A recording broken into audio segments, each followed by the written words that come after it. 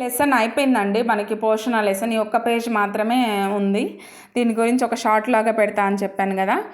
మనకి విటమిన్ వచ్చేసి థైమిన్ బి1 అంటాం థైమిన్ని.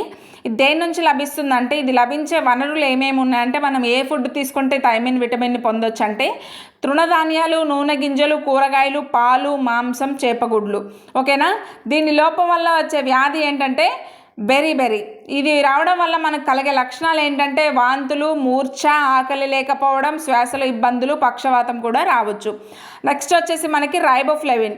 ఇది ఎందులో లభిస్తుందంటే పాలు, గుడ్లు, కాలేయం, మూత్రపిండాలు, ఆకుకూరలు లభిస్తుంది. దీని లోపం వల్ల వచ్చే వ్యాధి మనకి గ్లాసైటిస్. ఓకేనా. ఈ లక్షణాలు ఏంటంటే నోటిపూత, పెదవుల చివర్లు పగలడం, నాలుకపై పుండ్లు, వెలుతురు చూడలేకపోవడం, పొడిబారిన చర్మం. నెక్స్ట్ వచ్చేసి మనకి నియాసిన్ అనమాట. నియాసిన్ వచ్చేసి మూత్రపిండాలు, కాలేయం, మాంసం, గుడ్లు, చేపలు, నూనె గింజల నుంచి లభిస్తుంది. దీని లోపం వల్ల వచ్చే వ్యాధి వచ్చేసి మనకి పెలాగ్రా అనమాట. ఓకేనా. దాని లక్షణాలు, పెలాగ్రా యొక్క లక్షణాలు ఏంటంటే చర్మ వ్యాధులు, నీటి విరోచనాలు, జ్ఞాపక శక్తి తగ్గిపోవడం, చర్మం పొలుసుబారిపోవడం. నెక్స్ట్ వచ్చేసి మనకి పైరిడాక్సిన్ వచ్చేసి తృణధాన్యాలు, నూనె గింజలు, కూరగాయలు, పాలు, మాంసం, చేపలు, గుడ్లు, కాలేయంలో లభిస్తాయి. దీని లోపం వల్ల వచ్చే వ్యాధి రక్తహీనత లేదా ఎనీమియా అంటాం మనం దాన్ని. ఓకేనా. దీని యొక్క ఎనీమియా యొక్క లక్షణాలు వచ్చేసి వాంతులు, మూర్ఛ, హైపర్ ఇరిటబిలిటీ, నాజియా, సన్నబడ్డం. ఓకేనా.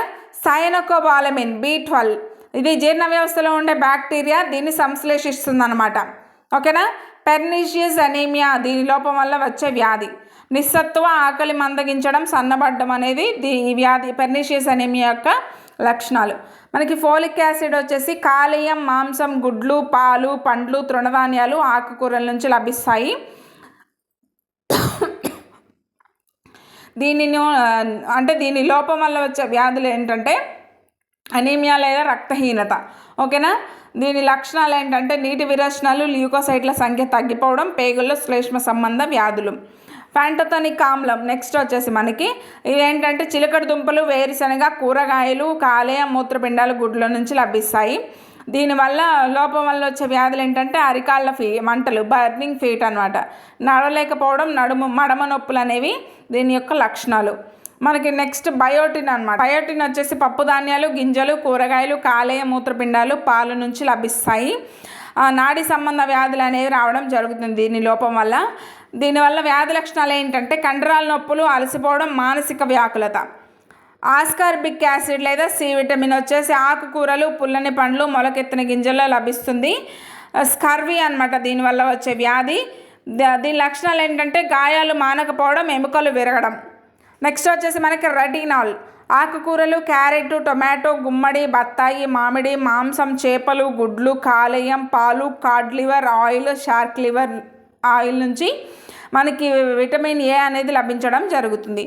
దీని లోపం వల్ల వచ్చే వ్యాధులు ఏంటంటే కన్ను మరియు చర్మ వ్యాధులు అనమాట. ఓకేనా. రేచీకటి, చత్వారం, కండ్లు పొడిబారడం, జిరాఫ్థాల్మియా అంటాం కండ్లు పొడిబారడాన్ని. ఓకేనా. చర్మం పొలుసుబారడం, నేత్రపటల సమస్యలు దీనివల్ల వచ్చే వ్యాధి లక్షణాలు. నెక్స్ట్ వచ్చేసి మనకి కాల్సిఫెరాల్ లేదా సన్షైన్ విటమిన్ అని కూడా అంటాము.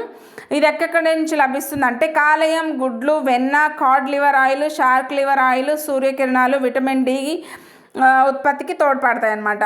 దీని లోపం వల్ల వచ్చే వ్యాధి వచ్చేసి మనకి రికెట్స్.